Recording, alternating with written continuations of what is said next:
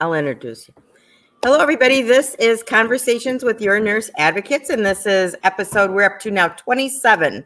So just wanted to say welcome to everybody that's watching, and also thanks to those that'll catch it on the replay. But I want to introduce you to a friend of mine, Kaylan Laylan.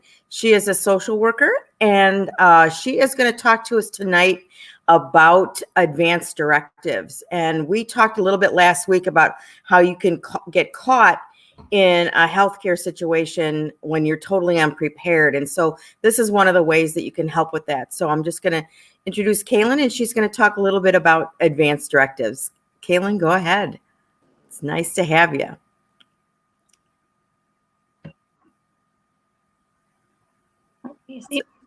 Yes. Okay. So Kaylan, yeah. So go ahead. Why don't you tell us a little bit about what advanced directives are and why they're so important? So advanced directives are forms that you fill out to give your family and healthcare providers what your wishes are for certain treatments and care. So a power of attorney for healthcare is kind of the main one that we deal with at the hospital. So that's a document that you fill out that says who you would like to make your healthcare decisions for you if you weren't anymore. So that's a form where you say you list 2 or 3 people who you have trust enough to make your healthcare decisions on your behalf if you were deemed incompetent or not able to communicate your wishes anymore. So it's a document that each state has their own that you can download, usually off the Department of Health or Health and Human Services website. Pam, I think, is going to link the one for Wisconsin. Like I said, each state's a little different. Some of them don't require witnesses. Some of them, like I said, they're all a little different. The Wisconsin one is pretty straightforward. You list at least 2 people, and then it kind of lays out, what your wishes are for what that person, which is your agent, as they call it on there, can do. Can they admit you to a nursing home or assisted living if that's a level of care you were needing? Can they make decisions regarding IV nutrition or IV fluids to either withhold or not start at all IV nutrition? And then you could, and there's spots that you can list certain, like write out certain.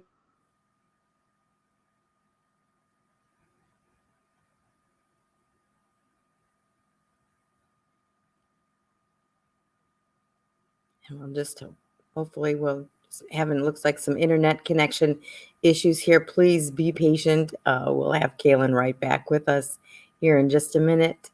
As she's talking about, advanced directives, and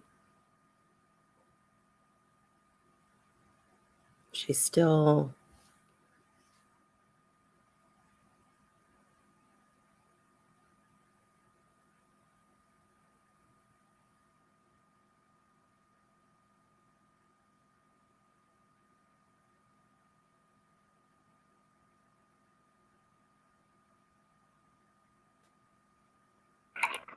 Can you see me?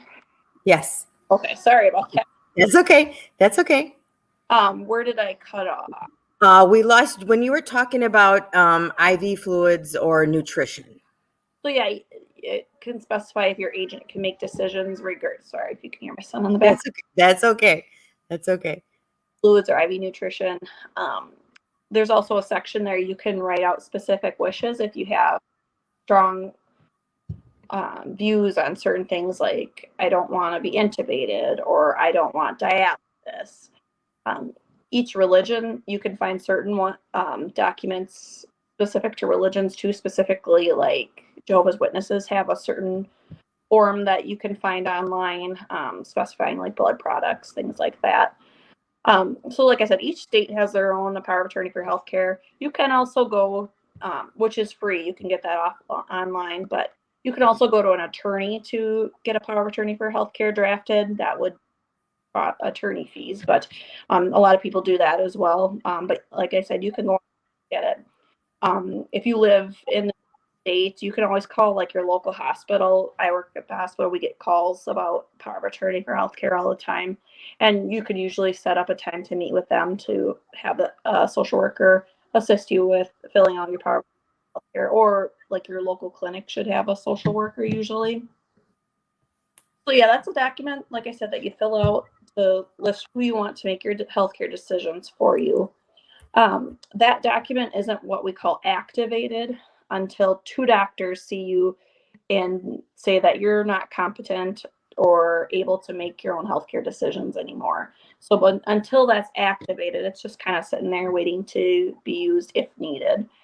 Um, like I said, two doctors have to see you to deem you incompetent. Usually that's when somebody has like advancing dementia or, they're just really sick and not able to communicate their wishes anymore. These can always be deactivated at a later date if somebody gets better and regains their competency. If somebody does not have a power of attorney for healthcare and say they get really sick or can't communicate their wishes, their family has to go through guardianship process, which is through the court system or through an attorney. So, it can get pretty expensive. So that's why I always recommend everybody have a healthcare power of attorney, no matter what your age or stage in life. I mean, I have one filled out for myself. And those can always be updated at later on in life if, situations change or you want to change who your healthcare agent is or change between DNR or full code or whatever that may be. So the Wisconsin document that Pam has listed, to make it valid, two people have to witness your signature at the end of the document. You don't need a notary to sign it in Wisconsin, but two people need to witness your signature, and those two people can't be in any way related to you or the people you choose. So like a neutral party. So I always, when I do these with people, or if they want to take them home and fill them out, I always say, to have a couple neighbors witness your signature, or take it to the bank, or call your local hospital or clinic and set up a time to have us witness that for you. That's probably the main issue that people have with power of attorneys that we find is they'll have like one of their other kids witness it, or some other family member witness it, and that unfortunately makes it invalid. So that's one thing I always like to really impress on people when they do take it home to fill out. When you do get your power of attorney for healthcare filled out, I encourage you to take a copy to your local clinic, like your primary care clinic, and then if you're in the area of your local hospital, have it on file at your hospital as well, so that they have that forever to need it. And then, if something happens to you and you're in a different state and you get sick or in an accident, the hospital that you're at can always call your local clinic or hospital to get a copy of it pretty easily. So kind of nice to have that on file at your clinic so they can get that if they're ever needing it. But other than that, anybody have any questions? Sorry if that was. Yeah. No.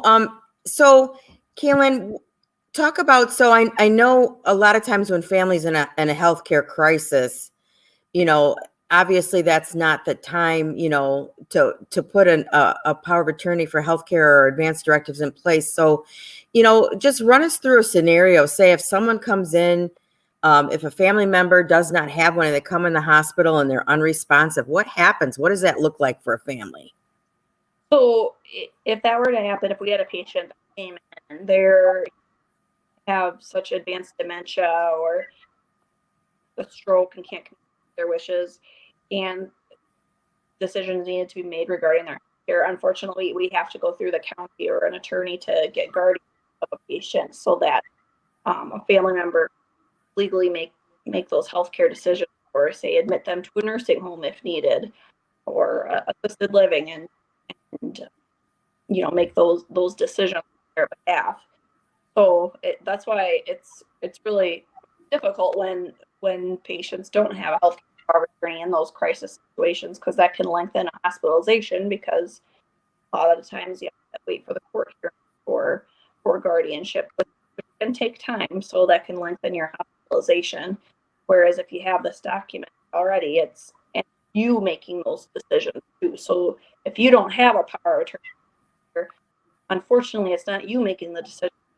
Your decisions. It's basically the court, and they try to choose your family members, but there could be disputes among family members as to who's making those. But, Yeah. Well, if you have multiple children, hard time choosing which, especially if they have multiple children, to make those decisions.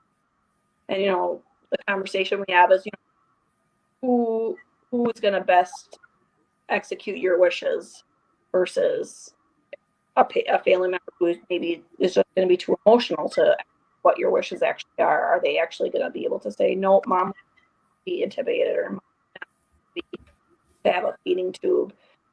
Just making sure the person you choose is going to follow what your wishes really are, and having those conversations at a time is really important. We've had patients who listed family members and talk to them. So it's really important to have conversations with the choose about what your wish situations. I mean, they're not conversations to have, and nobody wants to about those things, but it's very important. It's a gift you're giving your family by not making them wonder. He could say hi. Is that Corey? Hi, Corey. So yeah, that's also something that's really important, to have those conversations with your family members as well as to what your wishes are, so they're not guessing. And that's hard, because in that situation, if you have a big family and someone comes in and they're not able to make their own decisions and there's not an advance directive, I mean, you could have 2, 3, 4, 5 different kids or sisters, siblings, whatever, trying to, and basically when you're in that kind of a crisis, I mean, emotions are already always high. And, people are arguing as far as, wanting to make the right decisions, and then they can't. I mean, we can't just allow a family member to make a decision, if the patient has appointed someone and we don't have that document. So, an example too is we talked where, the wife ended up in the hospital, not able to make her decisions. Her husband is not on her checking account. So, I mean, there's all kinds of things you need to do to get prepared, but having advanced directives, that's one of the ways that you can do to prevent those being unprepared. Kaylan, you've shared a really great information. Is there anything, in wrapping up, is there anything that you think that we forgot, or any final thoughts you'd like to share in advanced directives? I don't think so. I mean, there is an advanced directive for finances. That's something you can get online too. I'm not as familiar. We don't do those really at the hospital, but making sure you have your family members able to manage your finances if needed too. So that's something you can talk to your attorney about, or online there is a power of attorney for finances as well. Great. Well, Kaylan, I really, really appreciate you. I know you're getting ready to go on vacation. You're busy. So I just really appreciate you coming on and sharing, the importance of advanced directives. And again, I just want to thank everybody ahead of time. If you needed to catch the replay or to watch it over again, Kaylan shared some great information. We also listed the link for Wisconsin. And again, depending on what state you live, you want to make sure that you're getting the proper document for the state that you reside in. So with that being said, everybody, we want to say good night and have a great night. Thanks again, Kaylan. All right. Bye-bye. Bye.